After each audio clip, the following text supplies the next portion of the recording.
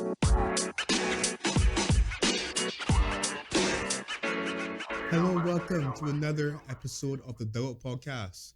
I'm your co-host Andrew, alongside my co-host Marissa, and today we are going to be reviewing the World Cup, the final. Finally, we've reached the climax of what has been quite frankly, an amazing month of football, of international football. If I would say so myself. Wait, what's your problem? What is your problem? It was alright. Is that because Germany didn't do well? I still bitter about that. Could there? You'll get over it. At least hopefully next 4 years ago, over it. It was a very dramatic World Cup. Yeah, it was. High on drama. Tons of drama. Correct, Yeah. exactly. There were exciting games. Tense finishes. There were behind the scenes blow ups in some cases. This was a World Cup that had everything. Yeah, it right? did. It really did. So except for a proper kick-off time that people in the teacher fraternity could watch the games in comfort. Apart from that, but otherwise, can't complain. All right. Can't complain. Yeah, so we want to start with the final. Argentina versus France, and I think from last week's episode, I think all of us got our predictions for the result wrong. Yep. I think I definitely predicted France to win. I have my reasons, which I outlined last time, and I know you predicted France to win. And Demar, who is not joining us tonight, he would have also predicted a French win. But yeah, so your thoughts on the game? I'll let you go first. It was a good last 50 minutes. 80, 20. Yeah, about that. Mm-hmm. The first 80 minutes was... Argentina were brilliant for the first 80 minutes. But the first 80 minutes didn't really feel like a contest, which was a kind of a disappointment. So maybe we'll call it the greatest final ever. I mean, that's taking the last 50 minutes into account. But the first 80 was just... It was almost, how they say don't be a dead horse? It's Right. like France was the dead horse and Argentina was just... That's not to say Argentina was like banging down the doors and, creating chance after chance. It's just like, you just felt like there was only one winner. France had their first shot, after 70 or so minutes? I think it's 67 minutes or so. Something like that. Close It to was that. like, and this is not even a shot on target. This is just a shot. And I was really shocked and disappointed by that because I was expecting a real tight contest, punch here, punch there, but it was just like Argentina. I know Argentina were really good. You have to give them credit, but I just wondered where France was for 70, 80 minutes. But let me tell you, from 80 minutes onwards, boy, that was a game. I really, really enjoyed it. And I think even though, we always talk about penalties being a lottery, Right. Argentina were the deserved winners if you look at the balance of play. For me, I felt like France... The funny thing is that when France finally woke up, it was like they were going to be the ones to nick it in regular time. Right. Because they just... When that penalty went in from Mbappe, something like it just clicked. And then I'm like, what wasn't clicking for 80 minutes? And it was just like, man. But I thought, just to single out a few players, obviously Messi was very good. Di Maria, I mean, I came on this podcast and said that Di Maria was past it. I was going to remind you, but go on. It's okay. I remind myself. No problem. I could remind myself. I appreciate that. But he was excellent in the final, especially. Mm-hmm. Mbappe was... I really love Mbappe. Mbappe was brilliant as well. That finish for the second goal, fantastic. Mm-hmm. But other than Mbappe, can you really single out any other French players that were really good? I felt the subs that Deschamps made that a lot of people was kind of criticizing him for, online at least. Mm-hmm. They made an impact. Kolo Muani, I think that's how you call his name. Mm-hmm. That's a good player. But yeah, I felt like Argentina were the better side. And of course, we got single out Emi Martinez, fantastic. The midfield of Argentina for me was really, really, really good. Defense, we've always had our concerns about that back line. But Argentina, for me, were deserving winners. Messi has completed football. Congrats to him. And were they the best team of the tournament? I guess we'll get to that when we get a little bit further down in the show. But that's just my assessment. Not really a contest for 80 minutes. Fantastic games from 80 onwards. And it was the fun. Those last 50 minutes was the final I expected for the first 90. Mm-hmm. So yeah, that's basically it for me. Okay. My assessment of the game is somewhat similar to yours. Mm-hmm. I felt as though Argentina were dominant. I'm not sure if it was 80 minutes, but maybe 70 odd minutes they were. They were the dominant side. Their plan was clearly working, which obviously was to, press France on occasion. Aggressively. And sometimes they drop back into mid-block. Because obviously they're not going to press with Messi up front, they're not going to press for entire 90 minutes. So they drop back into a nice little mid-block, force France to, try to play around their formation. But they were aggressive, that's a keyword, aggressive. And they had a lot of energy about them. So I felt that the problem that France had was that, not Mbappe. Griezmann was getting the ball enough. Mm-hmm. And the ball wasn't reaching Mbappe either. Mm-hmm. So, and Mbappe was kind of like, especially in first half, was kind of reluctant to drop back and come and get. Mm-hmm. And the ball wasn't getting Griezmann enough. And Dembele was poor. Rabiot was poor. Mm-hmm. Because when the ball comes in the midfield, because Argentina were so aggressive, mm-hmm. Rabiot and, people like Dembele, for example, weren't handling the ball well. Mm-hmm. And that was the problem. Mm-hmm. Because the Argentina midfield is really, to me, in a sense, I don't think there's anything special about it. It's mm-hmm. a workman-like midfield, mm-hmm. similar to Liverpool's midfield. Mm-hmm. We go run and we go try to outrun you, essentially, mm-hmm. and put mm-hmm. intense pressure on you at moments. Yeah. And then, give the ball to the magician like Messi and Di Maria. And Di Maria is excellent. Like you said, I'm happy that you, corrected yourself. Remember, I told you when he's fit, Di Maria must start. That goes without saying. I'm happy for... Yes, I don't want to say I'm happy for Argentina, but I'm happy. No, I'm not this. I don't play this clearly. I'm not hitting on Argentina winning. Mm-hmm. I'm not Argentina fan, so for me to say I'm happy for Argentina would be right. An incorrect statement. Right. But I'm happy for the stalwarts of the team. Okay. Messi's and the Di Marias, mm-hmm. right? The people who've been there for multiple World Cups and in some instances were a bit unlucky. Yeah. Because I remember 2014, when you won, big. I don't want to say reason for that, but Argentina had some chances to win the game and I didn't score. And remember, Di Maria didn't play in the final because he was injured as well. So that was I guess vindication, right? Of a long pursuit. That's what it felt like for their, top players.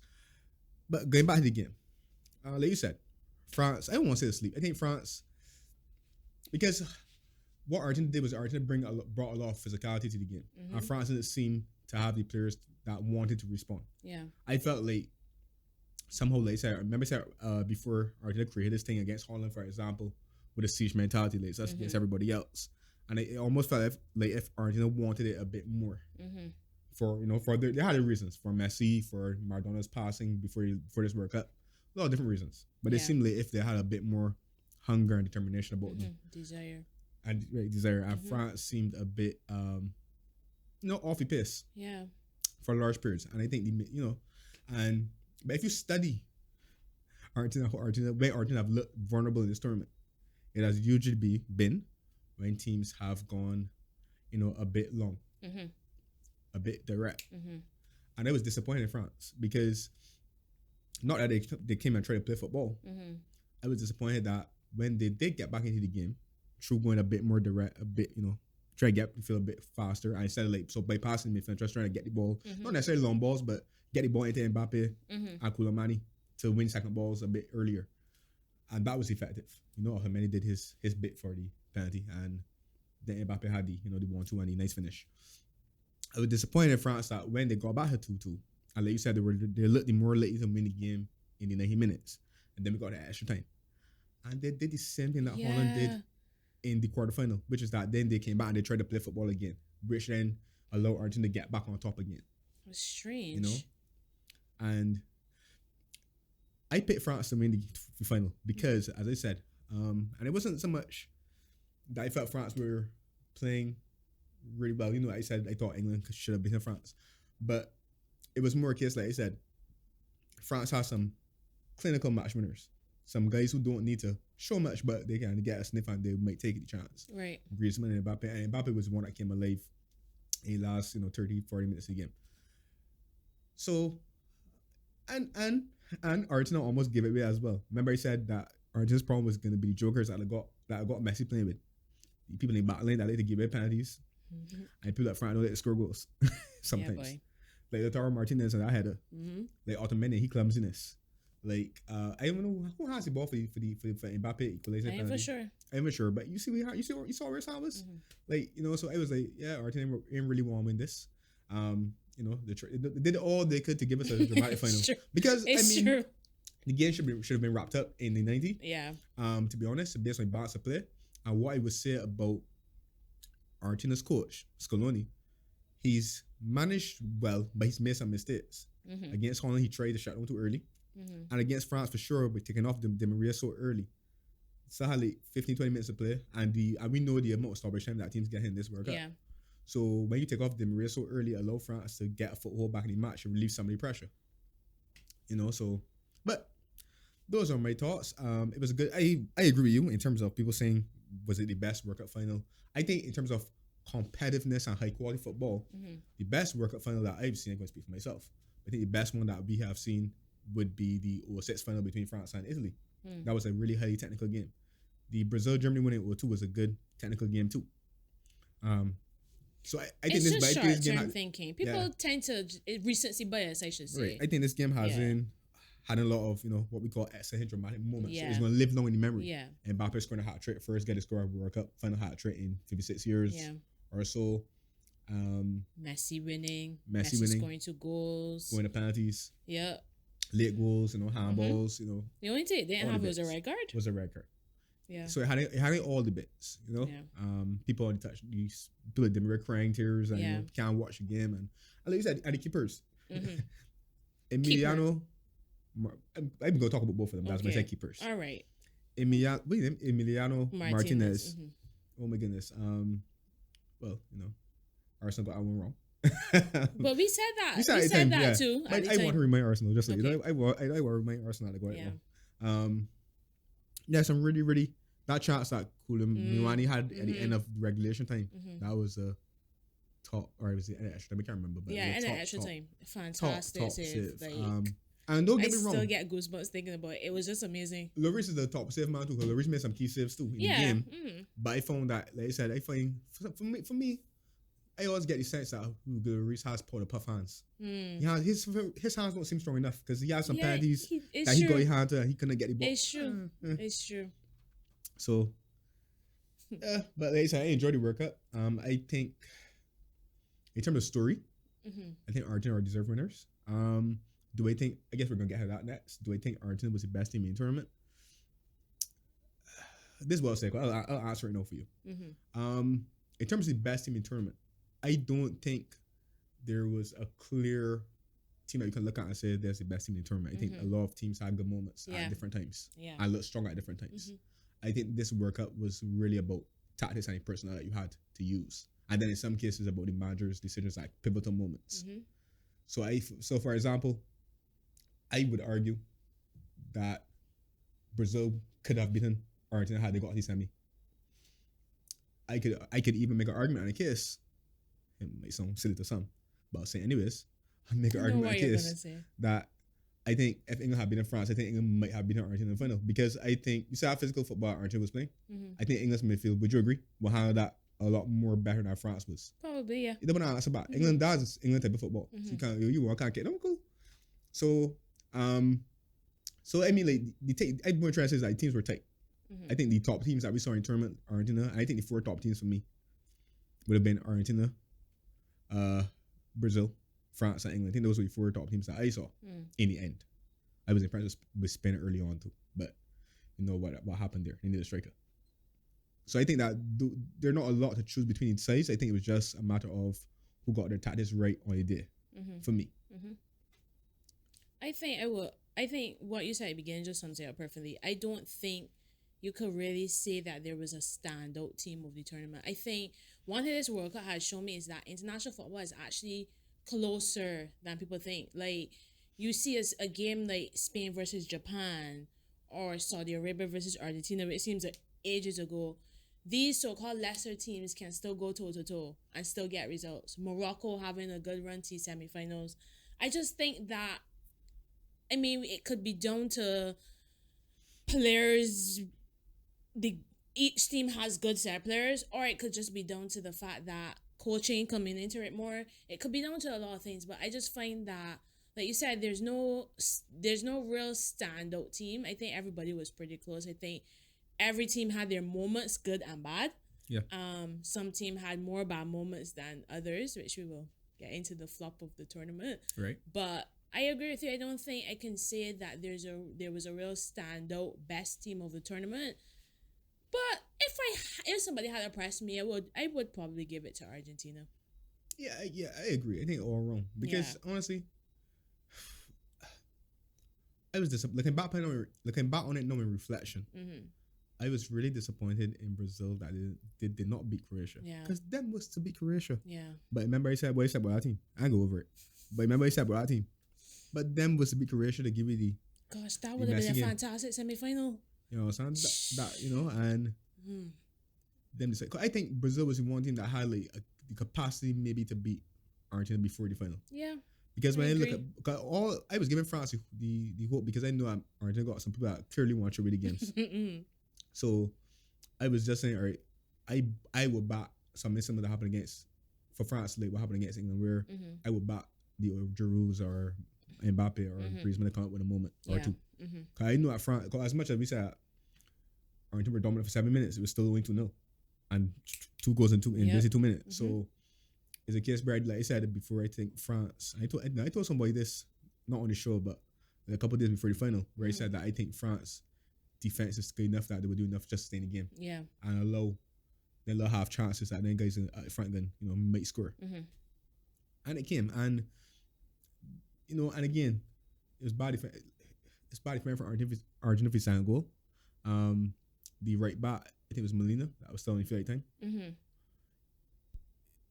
A kind of direct ball went straight into Mbappe chest, and Mbappe chest it off and cool money.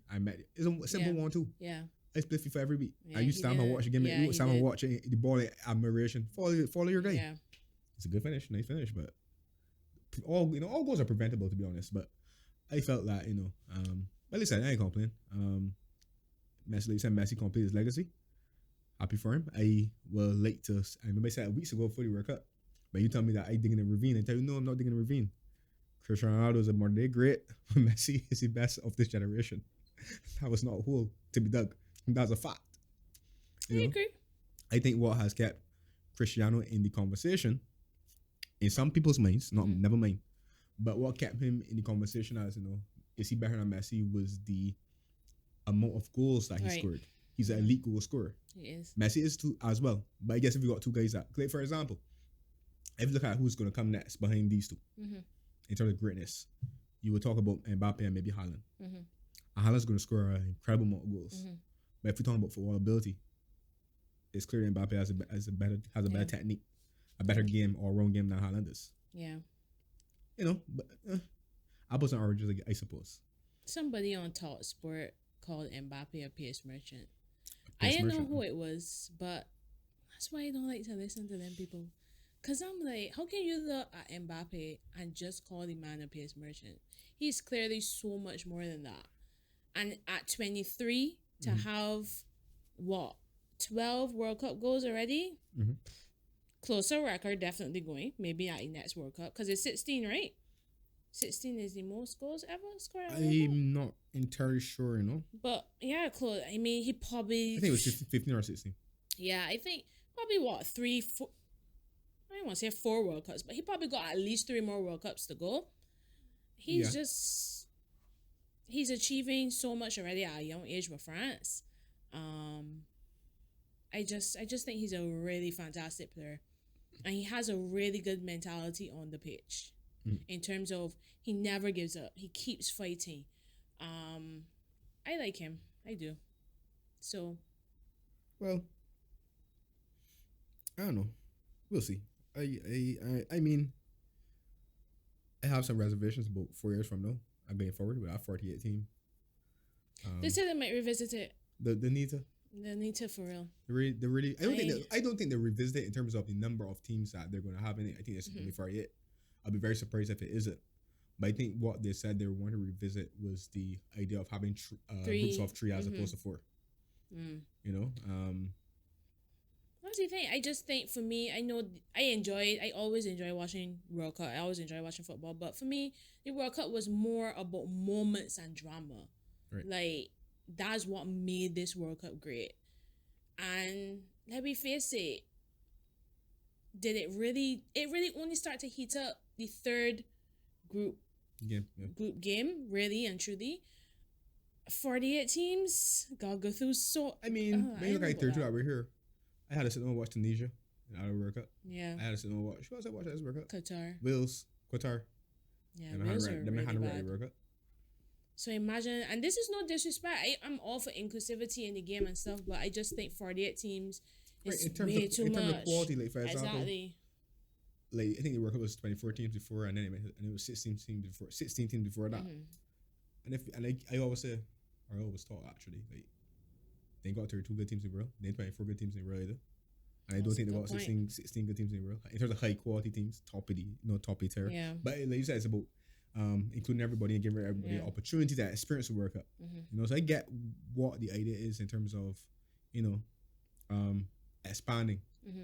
But are we sacrificing a bit of, you know, quality? Diluting the quality. Yeah. Yeah, maybe, you know. Yeah. Let's see what happens in 4 years. Right. So flop of the tournament is next. The flop of the tournament. I was thinking if there's anything else about the final that I would like to mention before we. I have something. Sure. I thought the referee was excellent. I know a lot of people were complaining, but I actually thought this is how a final, a big game should be refereed. I thought he was excellent. He got pretty much everything spot on. I did feel the penalty on Di Maria was a tad soft, but it was still the right call. I thought when he caught the dive from Thuram, when it was 2-2, fantastic call. I thought he refereed it brilliantly. Probably the only thing I would have do was probably book Christian Romero way early. Did he even get booked? I can't remember. I think he didn't. I thought Romero was getting away with a lot, but I thought the final was brilliantly refereed, and I'm glad that we're here talking about this, but he should get sent off. He did not. Foolishness. But anyways, I'm glad that we're here talking about this boy should get sent off or that goal should get disallowed. I thought it was a really good really well refereed game. I mean, okay, the only got one thing I want to mention about what you said, because everything was pretty much spot on. The penalty from on Di Maria, in terms of it being soft, like I think Dembele was being naive and silly. For sure. Because you've been beaten with a bit of skill. For and sure. You're on the wrong side. What you're playing for. Yeah. You can't win the ball. And as soon as Di Maria felt your breath, he was going to go down. But the funny thing about it, right, when I saw Di Maria beat him, I was like, I literally said, don't do anything stupid. Yeah. And before the words even left my mouth. So yeah, it was a dumb challenge. I just felt like it wasn't like a super amount of contact, but it was a penalty. I would say it was a penalty. I just go in that moment, any contact or any inkling that. And it's a World Cup final, so that Di Maria feels he's gonna go down. Yeah. You know. Yeah. And clearly, like somebody told me that. If I knew, I said it on the air. Somebody told me that they felt as if had Argentina not won, they would have put Di Maria on, suicide watch or something. Because he looked like he was going through the range of emotions. Did you see it? Not really. Yeah, Di Maria looked like.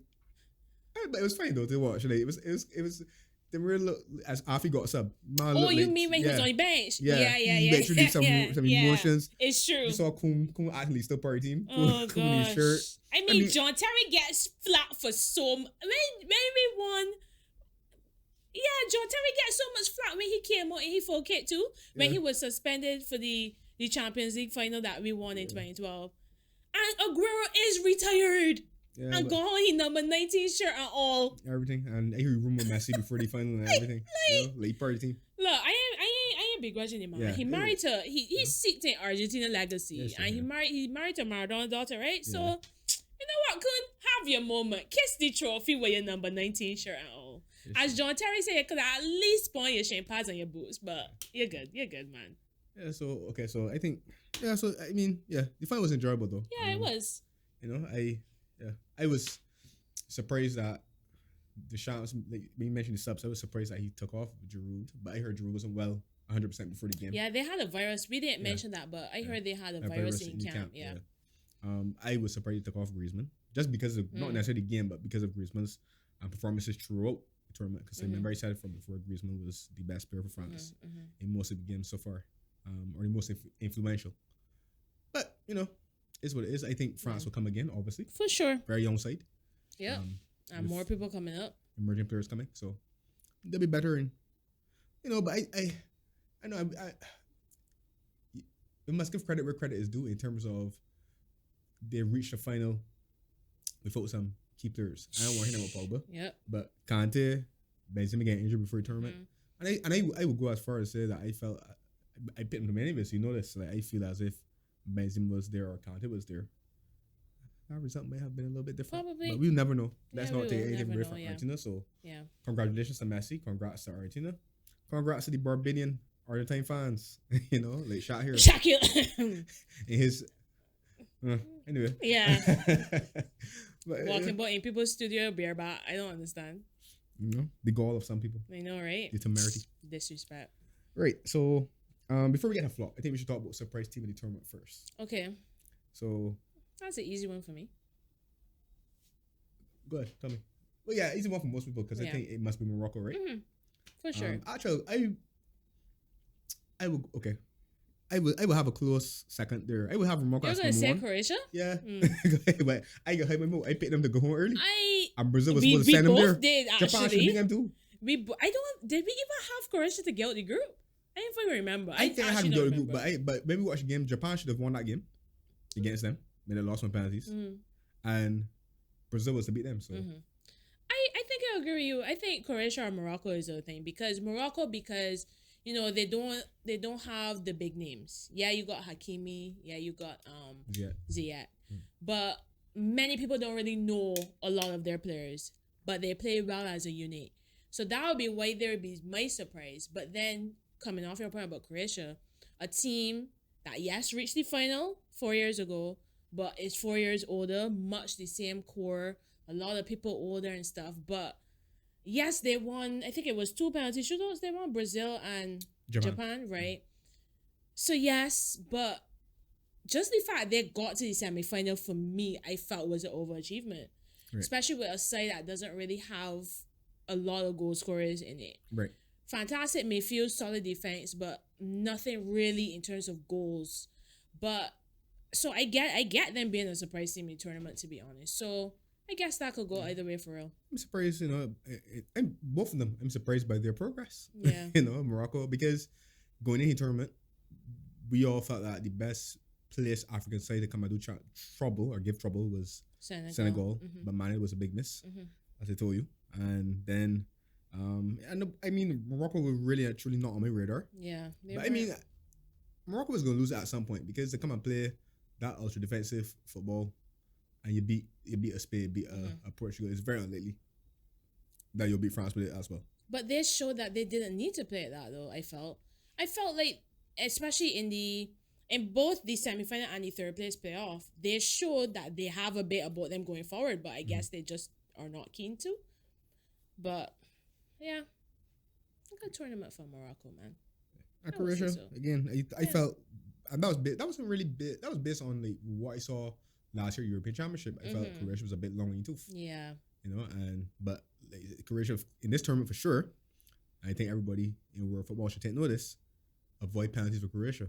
They're clear their penalty team. It's true. So they seem to be very good at them. So I don't think they've lost a penalty. Should have they? I don't think so either. So yeah. Flop of the tournament. Biggest flop of the tournament. Also very easy for me. Tell me. I have to say Germany. I would have said the same thing. Okay, cool.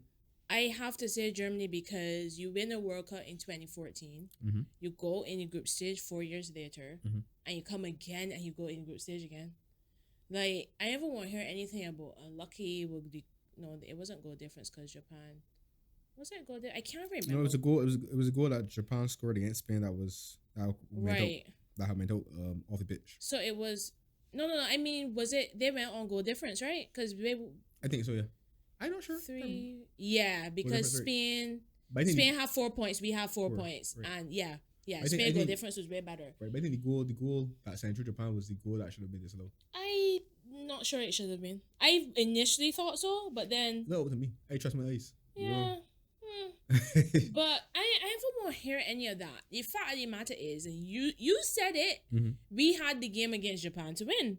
Right. And then that literally just screwed everything up. And for me, you cannot be a pro footballing nation like Germany and do nonsense like that again. 2 consecutive World Cups and you go in tournament. Not to mention the Euros where we were really poor. I think in the Euros we barely scraped through our group as well. Right. Then faced England. But Germany, and I'm not just saying so because I support them. I just think, to me, yes, they have players that, yes, we lack a quote unquote center forward. Even though I personally think the guy Fulkrug could be a decent option for us. But for me, the quality on that pitch in midfield, in attack, in defense, I think it's unacceptable. So they have to be my flop of the tournament. Mm-hmm. So the other team that I considered to be flop of the tournament would have been Belgium, but not really for me. I thought of them because I know that they were ranked number 1 or 2 going into the tournament. Yeah, I think so. And they, a lot of people said this is the last chance for the golden generation of Belgium. Mm-hmm. But remember, I said before the tournament that I don't think Belgium would do much in this tournament. So yeah. That was just that would have been the other team that came to mind. But I remembered, before the tournament start, I didn't feel as if Belgium had it in them to really go for or make a serious challenge at it. So I'm not gonna call them a flop. They did essentially what I expected. Actually, no, I tell you this. I would have expected them to still go with group. Mm-hmm. But like I said, if you want to fight, go home. Oh gosh. Germany. I won't. The thing is, Germany, in terms of recent tournament history, you had the last World Cup 4 years ago. You had the last year European Championship performance of the last 16. I think that's where you all got knocked out. Mm-hmm.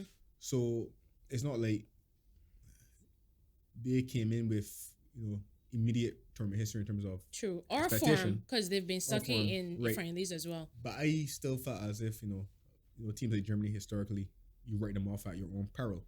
So I would have expected him more. I remember I said before tournament start. I'm going to be consistent here. I felt as if Germany would have left the tournament with Germany fans feeling as a bit of encouragement, a bit of we have something to build on going forward. Obviously, that did not happen. But you know what I feel about your Germany team. I hear you said that you have quality in attack and midfield, and I think defense is an issue. Yeah, from what I saw in this tournament, definitely weakest aspect. I think the midfield has I rate Kimmich, I rate Musiala. I think you might be looking for somebody in midfield to come and really help there, or two. I think Serge Gnabry played a whole role of rubbish in this tournament for me. So that was a disappointment. I think the guy that I rate as well wasn't fully fit, which is Sané. Yeah. Who had the game to win against Spain and do nonsense too. And you had I have a passy best Thomas Muller, and you know how I feel about Kai Havertz. That's my other thing too. I was thinking about how I felt when the squad was first announced, and I really only had. I was always concerned about defense. I always thinking about Germany defense, but I was surprised by the selection of Götze. And then yes, that came on left field. And then my man had Götze on the field and Muller on the field against South Korea. And it was not South Korea. Who it was? Costa Rica. Costa Rica, yes. Right. And I had to tweet. See, this is 2014. Muller playing as a false nine in 2022 and Mario Götze coming on as a sub.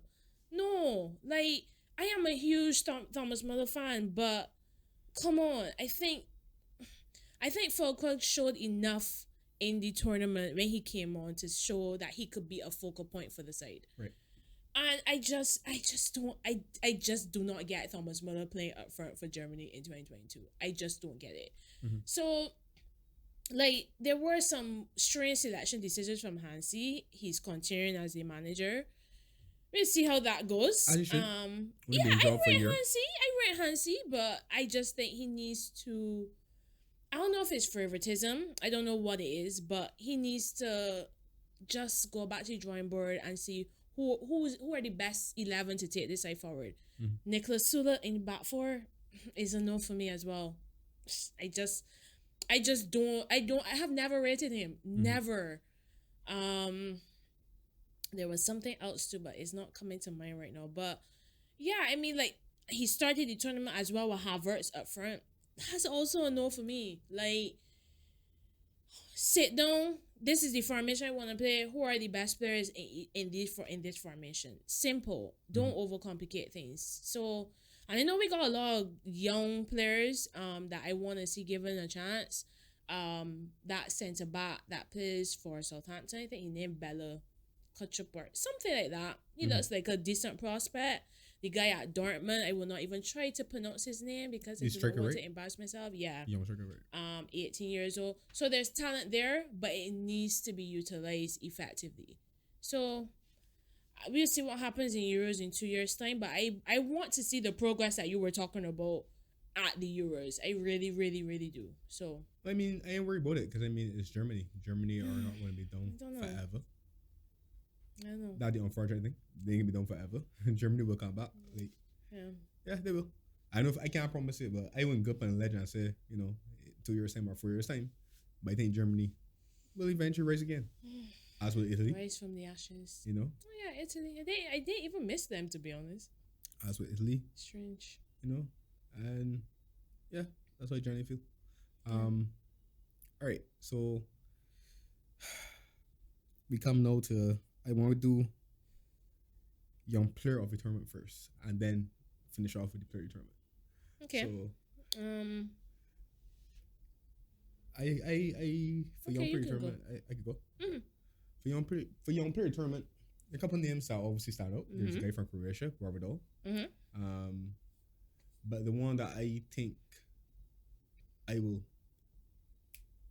plump for as a young player of the tournament will be Julian Alvarez. This started tournament as a starter, and I said rightfully so. I'm not going to change my move. Don't start for the club side, but I always felt that there was a player. I didn't disagree. There was a player there because I felt as if Man City made the moves in summer to Lego Sterling, to Lego Jesus, for example.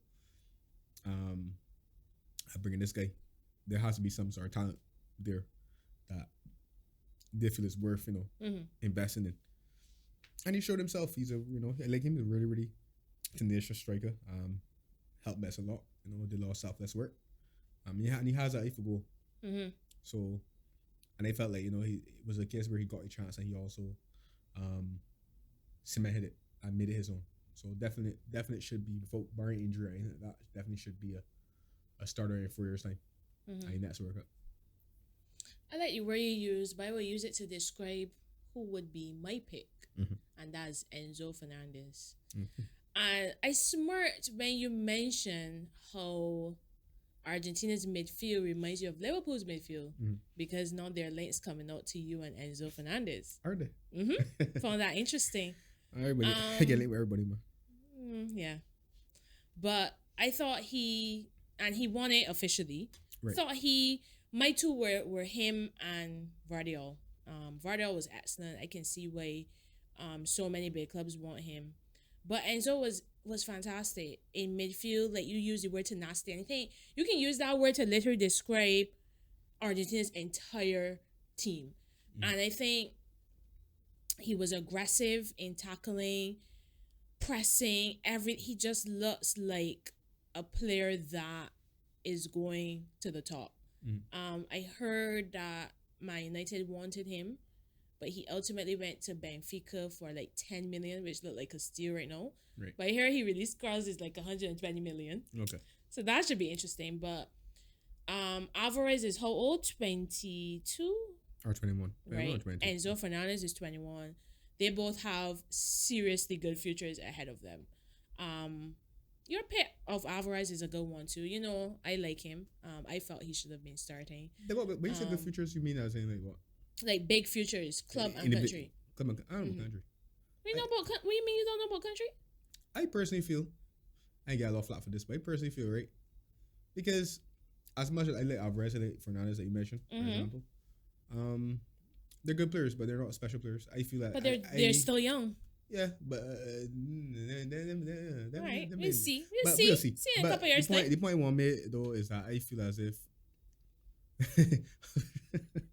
this about 30 all the years that Argentina since Argentina won the last World Cup, right? In 86. 86, yeah. Go a little tiny bit again, man. They ain't gonna find Messi, you know, just like that though. I believe so. Fair. I think it'd be a couple. I think it'd be a few again from what you can see in terms of left back in the squad. I think Alvarez them be good players, yes. But you know what Messi gave them was that little spark. Something that other people don't have. What Maradona gave them was that something that other people don't have. What Mbappe gives to France is that something that what Zidane give. Well, we could call names. Yeah. You know, and I think most teams that win the World Cup has that. I don't looking at Argentina squad. You know, Messi ain't been there in 4 years time, and I looking at it and saying, You sure about that? Can we look at it? Nah, at her name. We know what stranger things have happened, but You could say as long as he playing, he ain't picky. Man say as long as he is playing, the number 10 shirt is always available. I don't doubt that. They nothing else to say, but what I would argue is that if you take Messi away that team, is it ordinary team? Fair point. So that way, I don't think if I don't know if in 4 years, you know, I think Argentina might have another way. But like they said, I'm not trying to rain on the boy parade. Don't cuss me. If I cuss me, okay. That my honest opinion. Oh gosh, yeah. All right, so This one should be easy. which one? Oh, best play tournament. Right, that's the next topic. Yes. Of course, it's gonna be easy. There were some contenders. Yeah. So Griezmann will be an honorable mention. So he had a very good tournament. Me too. Mbappe for the goals he scored. But obviously, the best player tournament was Lionel Messi. Emi Martinez, should mention him as well. Yes, that's very key, very, very important part. I forgot about him. Goalkeepers really get no love. I actually had this point in my head and I forgot to mention it. Go ahead. I saw somebody tweet it and I 100% agree. Well, would Argentina have won this World Cup without Emi Martinez in goal? Exactly. So I felt like, yeah, Messi scored 2 goals in the final. I thought Emi Martinez was a man of the match. Saved the Coleman penalty, saved the last shot that France had. I thought he was fantastic. Big in the penalty shootout against the Netherlands. And I know the top 3 players were Messi, Mbappe, and Madrid. I think that was the official. But I felt like you said, goalkeepers don't get any love. It's like they're really the unsung heroes of the team. And to me, I think Martinez was top 3 player of and it should be in the top 3 of the best players of the tournament for me. I felt Messi was the best player tournament. Yeah, he was. He was. Frank start, as remember I said, I think we could see Frank start Messi come to the World Cup. Yeah. It was just a question of whether or not the jokers that he's played with would allow he, to be successful this time. Yeah. And it wasn't only the goals for me or the assists, just the general play. Like knowing when to drop deep and get involved in the play. Like I think the leadership role like he had in the team because there were important times where he really calmed some people down. Yeah. He was definitely the talisman for the team. Really has a fantastic attitude. Really has a I think that's one thing that to me sets him above so many players. His attitude is just fantastic. You don't look at Messi and really see ego. He just always seemed to be about the team. Like, honestly, it was a fantastic World Cup. Like, there's no debate for me that he was definitely the best player of the tournament. None whatsoever. And it was interesting because they showed a picture of him in 2014 going up and receive the best player of the tournament award. And the emotions are so different. Like, the look on his face as he was going out there, like, I'm not like a Messi stan, but you could not help but to be happy for him in that moment. Honestly, going up and not only receiving the player of the tournament award, but just going up, the last player to get his medal and get him to lift that trophy like for the first time with, I don't know what was over his shoulders at the time, but okay. But I'm really happy for Messi, and Just well deserved. Well deserved. Yeah. So, anything else you wanna? Because that is our agenda completed. Yeah. We could throw in a couple, free hits, call it that. We have What's none don't involve cricket? sure. We have Southgate staying as England manager. We have Thoughts on that? my thoughts on that. I'm happy that you asked. I was not surprised. Well, sorry, I tell you this. I felt okay. I was not surprised. Mm-hmm. Actually, shit. Okay, based on how England was eliminated, Mm-hmm. I was not surprised. Mm-hmm. But I remember I said when we were talking at one point, I said that I felt as though Southgate knew this was his last tournament Mm-hmm. because I felt that Southgate, as the tournament went, Mm-hmm. could see England growing in belief. Mm-hmm. So I felt as if Southgate, which was I think England had a legitimate chance to feel as though they could have win, based on what the teams were doing at the tournament itself. So I felt as if I was surprised that Southgate decided to stay on, but I wasn't surprised that there was a split opinion in England or in the media about whether or not he should. My thoughts on it though, in terms of if he should stay on or not. Here's the question: is there right now already made better English manager? Because I'm one who I believe that your national team manager should be from your you country. do? I think so. Why? Because it's international football. It's the best your country has to offer. Best players your country has to offer. Coached by the best coach your country supposedly has to offer. I'm gonna throw something at you before you continue. Sure. I am 100% sure that that's the only reason he's staying. That the FA, meaning they do not think that there is a better English manager out there that they would like to bring into the fold. But here's the thing: it's a tricky situation because for me, although I was critical, I wasn't too hard. No, it wasn't too hard. I didn't cuss you on this. I wasn't that harsh, funny. But I was critical of the subs that he made or the decisions that he made in the France game. But what I would say is this tournament felt a bit different. Normally with England in tournaments, you have people clamoring for a manager's head, right? So I didn't get the sense that it was a case where the general mostly, I wouldn't say the entire public wanted him to be sacked. So I felt the FA didn't have that pressure in the sense of there's a clamoring for him to be removed. It was more a case of whether or not Southgate will feel as though he can't take the team any further. So I'm surprised he feels as if I'm surprised that he feels he said to continue because it gives you the idea that he feels as if he can't take them another step. I was surprised that he felt that way because I didn't feel as if it was a case where the FA would have ever fired him because the nature of England's defeat, like I said, England have the low safety net of saying we were the better team against France. Yeah. Right. And in some respects they were, but like I said, they were let down by the manager's decisions at certain points at the key moment, in my opinion, or the key stage in the game. They were let down by Southgate substitutions. But they had still have the safety net of saying we were the better team in the game. They had the safety net of Hernandez giving away the penalty and came missing, so we could say, well, they only lost going to miss a penalty, blah blah. Harry Kane scored that penalty, it might be different. All those narratives would come out, but it wasn't a case where the narrative this time is England threw it away necessarily, or they played badly, or they were like going on playing for penalties. It wasn't that narrative to come out this time, so it wasn't a. I didn't feel as if, except for a few people like Simon Jordan, for example, who would make the point that Southgate has had 3 tournaments as an England manager and hasn't won anything in either. So is that then time to remove him? And when I thought about that statement, I thought about it. And I said, well, Joachim Low had 08 Euros, had 2010 World Cup, had 2012 Euros, and then the 2014 World Cup is the 4th one. So I mean, but I think most managers in national football, you get 2 tournaments and if they make a change. And I agree with the majority in respect of when did it become, a decision for Southgate to make. The FA, is they have made a decision of whether or not they want to employ the person or not. It's really irrespective of what that manager feels, unless you want him to stay, right? I do agree with your point though that part of it is the FA don't feel as if there's a ready-made replacement necessarily to come and step in to replace Gareth Southgate. Now, are there better English managers? I think so. Who? Chelsea just had one. No, that are available. Of course, they're better English managers. He don't have to be available. I don't know. Graham Potter is not going to leave It's a Chelsea job.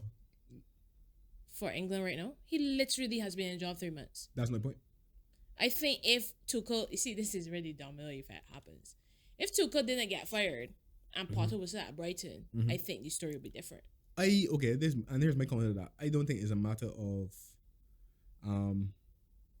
because for me, I don't think it's a matter of. I don't think I wouldn't say that Graham Potter wouldn't leave Chelsea and go to England even at this point. I think it's whether or not England prepared, or the FA rather prepared, to pay the severance fee that Chelsea want to get him a contract. That's all it is. Because I think in most, to me, my feeling is that in most jobs in football, especially managerial, is whether or not the club that wants the manager is willing to pay the compensation needed. And like you said, Southgate has left the tournament with, it isn't like the normal downcast failure. It's a little bit of optimism in a sense. So I don't think the FA feel the pressure to feel as if we go out and find a manager. So here's my thing with Southgate, right? If I end up eating my words, so be it. Sure, go ahead. Y'all are not going to win anything under Southgate. The reason I say so is this.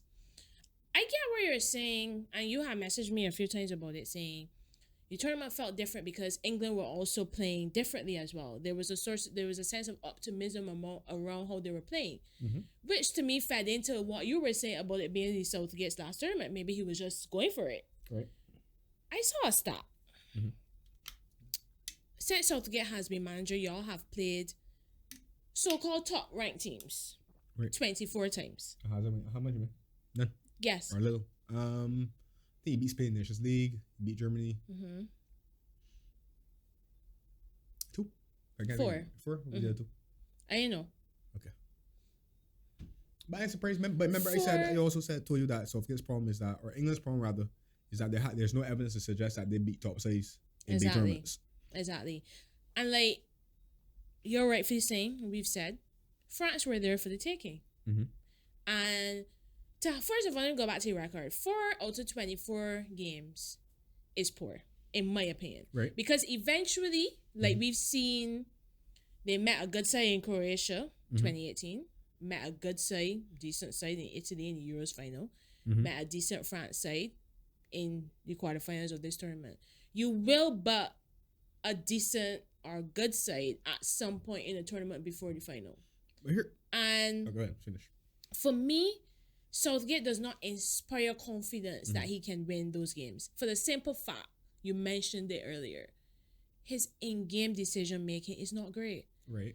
His substitutions at key moments leave you scratching your head. Or refusal to make substitutions. Exactly. But for me, I am still not going to, I don't care about this narrative, we were the better side. Southgate should be being absolutely slammed for taking off Saka against France, who was clearly the player that was most threatening France. How do you make that? How do you sit down and you make that substitution? How do you bring on, I love Raheem Sterling, but how do you bring on Sterling, who trained once and went through a very traumatic event, had to travel back and forth between England and Qatar? How do you bring him on before more informed players? His decision making is why I don't think you guys will ever win anything under him. Here's the thing. Here's my comment to some of the things that you said. Well, I'm happy to hear that you agreed with Saka last week because they mentioned that. Yeah. But here's the thing. I would argue Croatia's a good team. First, a good team. But I would argue that England were capable of winning that game 4 years ago. I would argue against. I think Italy were better than England last year. Sorry. But again, I would argue that so England were still capable of winning that game because it's not late. And tell me why y'all didn't. Because the match was not exactly. England were capable of winning against all of these teams. So, but what I'm saying is that the it's not about this thing. It's not about you need good players to win anything. Yes. But it's not about. And I don't want to backtrack what I said last week because I still stay. But you need a squad in at least in club football for sure. You need a squad. But I still believe that in big football and for Premier League in certain competitions, you need a squad in club football because you got cups. But in leagues and the Champions League, for example, you will find that men only tend to use a nucleus primarily of 15 or 16 players. Similar with World Cups, same with European Championships.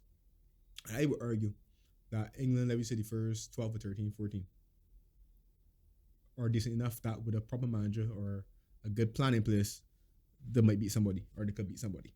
I And agree. like the walking boat with dope up. I agree 100%. So it's about how it's about the players that you have and how you use the players primarily. And but to answer your question, I feel like as though they're better English managers. I feel as though I like Potter. I like Potter before he went to Chelsea, as you know. I got my reservations about Eddie Howe, but I still think he's slightly maybe a more forward thinking manager than Southgate naturally. I agree 100%. But they think the problem that England has is that in the Premier League, the elite teams are coached by foreigners. So then when you look at it, if you look at the Englishmen who've coached in Premier League recently, you're looking at Sean Dyche or Robbie KCB, and they don't have that cachet to come and get the England job. And then if you want to consider the newer managers, the Lampards and Gerrards, they haven't done enough yet either. Right. That's purely nepotism. Why not just appoint David Beckham if he ain't good for Lampard and Gerrard at some point? Right, so, but like I said, the FA, I think, regardless of what England does in 2 years' time at the Euros, I think that needs to be.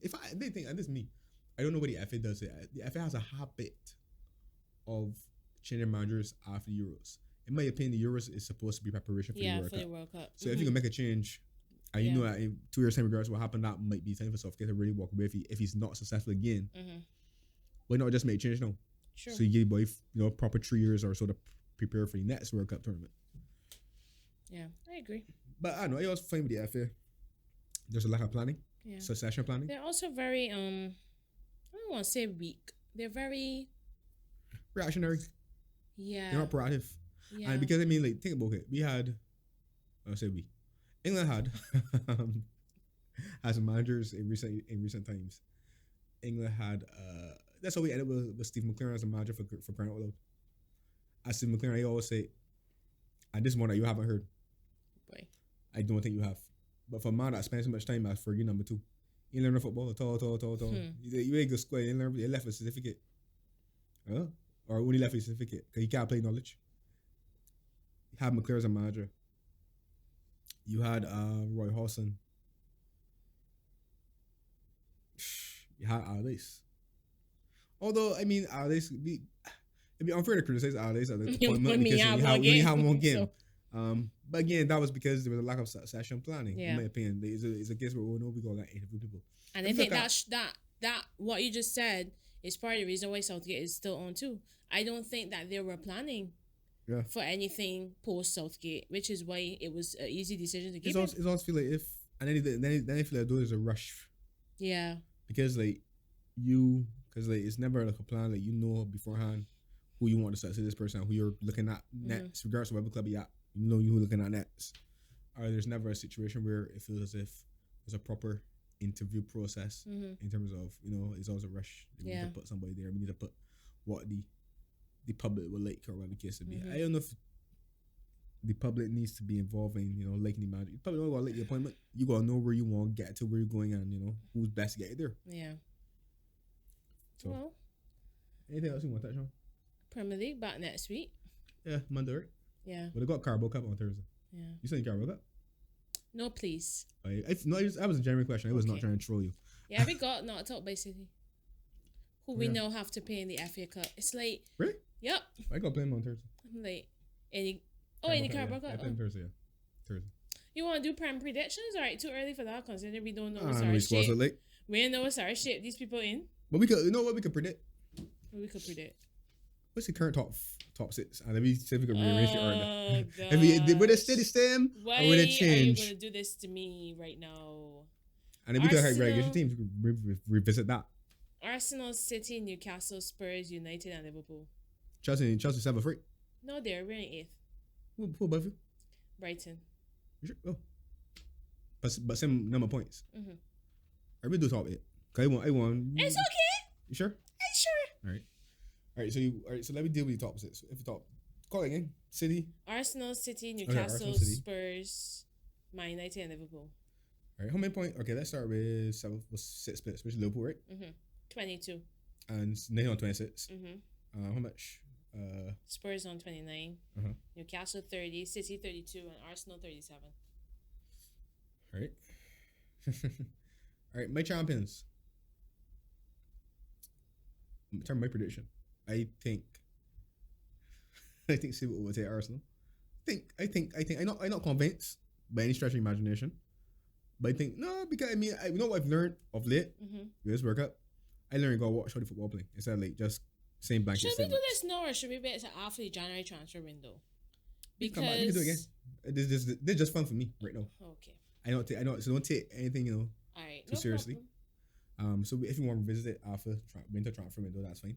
But I think City will. I think Arsenal will come second. They got a good enough lead. So I think they'll come second. I would put.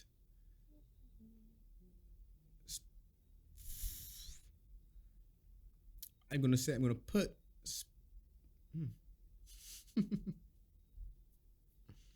Newcastle on 30, Spurs on 29. United 26, Liverpool 22.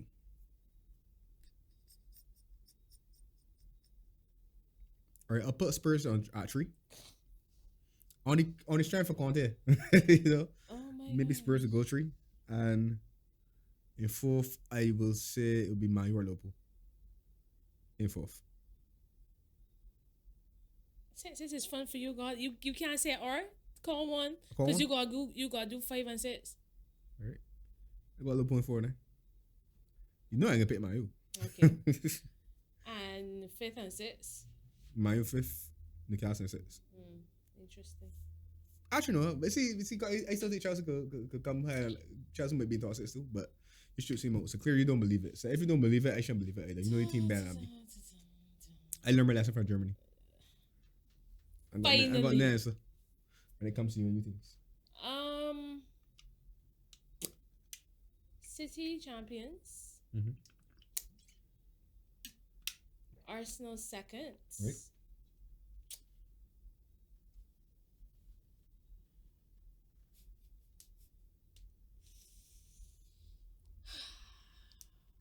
Liverpool third. Mm-hmm.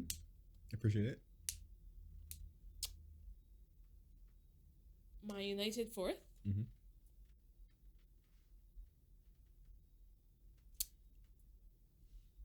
Newcastle fifth. And Chelsea sixth. So you got Tottenham 7th? Yep. Oh Lord. Remember, this is serious. Right, this But is serious. that's we just- can look at it again after January. Yeah, we will. Yeah. Something about Spurs just It's just for kicks. I just ain't sure about. Even with Conte there. Relegation. This could go anywhere. How far down you want to start relegation? Because right now you got West Ham is 16th and they're only 4 points above bottom. Oh, all right. I got table up too. So we can start with, let's say, bottom. Shush. I know, right? All right, let's go with. Oh my gosh, Chelsea closer to the bottom than you thought. Good grief. Let's go with but from 15 down. All right, cool. Yeah.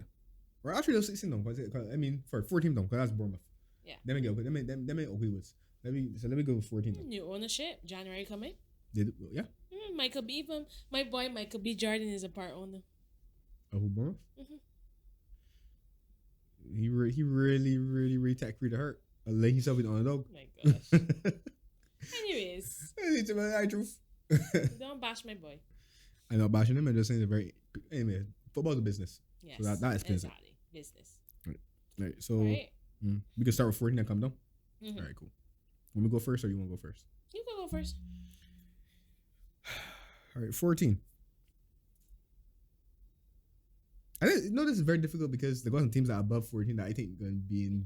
It's true. So, It's very true. but for argument's sake, I can just stick with the Yeah. 14 teams. So let me start by saying Bournemouth is 14, Mhm. Leeds is 15, West Ham 16, Everton 17, Nottingham Forest 18, Southampton 19, Wolves 20. Mhm. I get, although like you got some teams I could call like that. Anyway, but yeah. So 14, I think 14th place will be West Ham. I think 15th will be Everton. I take 16th will be Leeds. I think 17th will be Wolves. Interesting. Yes. I'm taking 18 as Bournemouth. Mm-hmm. I'm taking Southampton at 19. Mm-hmm. And I'm going to put Nottingham Forest at 20. Interesting.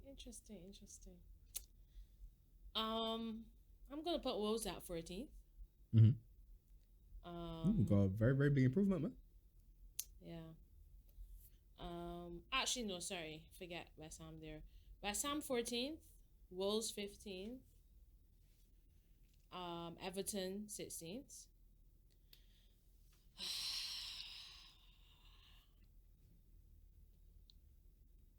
Southampton 17th. I think Leeds, Forest, and I forget. Oh yeah, Bournemouth. I think Leeds, Forest, and Bournemouth gonna go down. Leeds, Forest, and Bournemouth. In any order. I think Southampton and Wolves will get into trouble. Who's Southampton manager? Oh, the guy from Luton. I actually didn't see who they hired. They took Luton's manager. I can't remember his name. Oh, but okay. they hired Luton's manager. I think his name is. It's Martin something. I'm not sure. Can't remember. Yeah. I think Southampton and Wolves will survive, and I think Forest, Leeds, and Bournemouth gonna go down. Okay. Interesting predictions.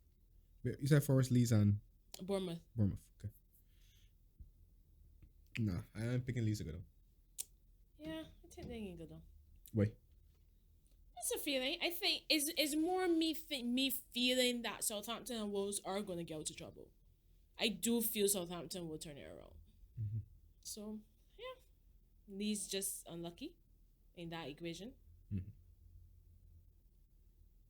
So yeah, Premier League back. I can't say that I'm excited to watch Chelsea again, but it is what it is. That's how the cookie crumbles. So you want to do predictions now, or you want to leave it out? We could do it. Right. That's for kids. That's for kids. I enjoy myself.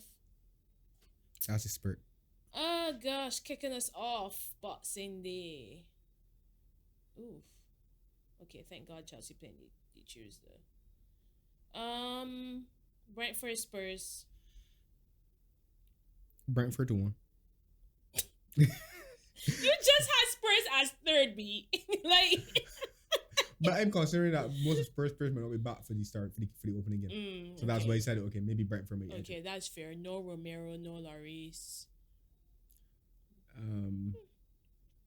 Got somebody else I split for that might not be back too.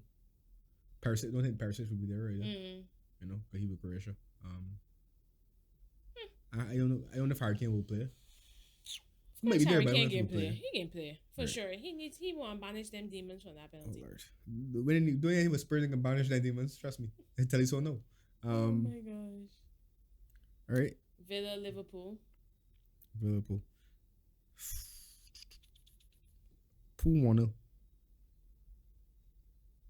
Diaz back from injury? He got injury setback, so he out for 3 more months. Jota? Yeah, Jota back. I don't know if he can play immediately, but he back. Yeah, back training.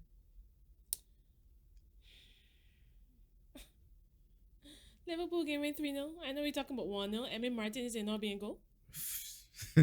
Liverpool 3-0. Okay, let's take him in 1-0. Good on. Arsenal, West Ham. Arsenal 2-1. What, Nketiah up front? No matter who up front. That's not playing poorly right now. But they've had their... I think they've had their core squad together. Time to banish those... Arsenal, how much Arsenal players may work up? That ain't gonna play because Xhaka should be back. So they may play a minute, but will he be back? If he is, he should be able to play. He'll be fit. I ain't go West Ham 2-1, man. I'll be happy for that result, though. Me too. I feel that's more to hope than anything else. Chelsea, Bournemouth. I go to 1-1. This is just for kids here. I don't know what to expect. They think because we don't know what to expect. Gosh, we don't know how teams are gonna look. We do not know how the teams are gonna look It's true. next week. So Fofana had an injury setback today. Mm. Chelsea 2-0. Okay. United Forest. United 2-0. Agreed. I think there's one more game on Wednesday. Leeds City. I'll go 2-1 to City.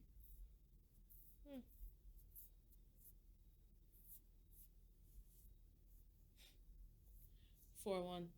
Mm. Yeah, I got more matches before we net. Then again, we're actually not back until the second week in January. Can't predict all them, man. You never know what happen between I all them. believe so. Yeah. So we're back to we'll be taking a Yeah. So we're taking a 2-week hiatus to enjoy Christmas and New Year's. more from Marissa than me, but Wow. Wow. But it's the truth. I would say something. No, but Christmas is your time. I keep my mouth shut. Christmas is your time. I keep my mouth shut. It's not your time. Sure, let's go with that. That was all I make. All right. Besides May, Christmas is your favorite time of the year. Anyways, we're taking a 2-week break. So we'll be back, I think, the second week in January. Mm-hmm. So happy holidays, Merry Christmas, Yes, Happy New Year. Indeed. Thanks for tuning in. This has been our first few months of Dugout, and we're hoping that 2023 we will continue to be delivering good content. We're looking to do some upgrades to the aesthetics. Mm-hmm. But Christmas time people be bright, so don't look for that anytime soon. But yeah, that's it for me. And look out for more guests. Yes. Definitely try to have more. Yes, we really guests enjoyed on. having Jamar on. Yeah. Really, I thought I was the only person that could banter with Andrew, but Jamar and Andrew got a good banter going. And I promise he'll be back in 2023 at some point for sure. Yeah. You know what? Well, I was gonna say Barca, but Barca not in Champions League. Yeah. I know if we want to talk about Europa League on the show. No. I'm just kidding. Want to that level? No. I'm just kidding here because one of we might end up in Europa League next season. More That is me. true. Or both. Or both. So let me not slander the Europa League at all. So yeah. Well, I mean, it's a second tier competition. If I end up in it, I end up in it. But it's just football. But yes, we'll definitely have Lamar back. We'll have some future guests on the show. We'll have some. Hopefully, we're aiming to have some people that can also not only football but talk about cricket as well. Yeah. So hopefully 2023 is bigger and better. Yep. I want to wish everyone a happy holidays. Hope you get some rest. Hope you eat a belly full. And thank you for tuning in. Please give us any positive or negative feedback. We're all open to all ideas, aren't we? Are we? No. Don't want any feedback. Don't want no. I'm just kidding. We can do better. Of course, constructive criticism is always good. Yeah, so we definitely look forward to giving more better content in next year. Yeah. So see you next year. Thanks for supporting. I want to say something before you go. Oh, go ahead. Thank you to Shot as well for allowing us, to use the space. Yes. Yeah, we must also say thank you to him. Yes. Yeah. Let wrap up. You sure? Mm-hmm. So this has been another episode of the Dugout Podcast. Like, share, comment, subscribe. Follow us on our individual handles and follow us on the Dugout Podcast _ Why do I never get our handles right? Something is wrong. This is so embarrassing. Let me find it. Yeah, I'll quit. Yeah. Don't worry. But I don't why know it am I either. looking? You should know it I too. don't know it either. So. Oh my gosh. We are awful at this. Listen. Awful at this. I think it is. Oh It's my not gosh. us. The Dugout Podcast. That's it. See, this is what happens when you have two people that are not really huge social media people managing a social media page. Nothing gets done. We don't even remember our handles. But yes, you can follow us at the Dugout _podcast. And as I said, like, share, comment, and subscribe. And we'll see you in the new year. Yep.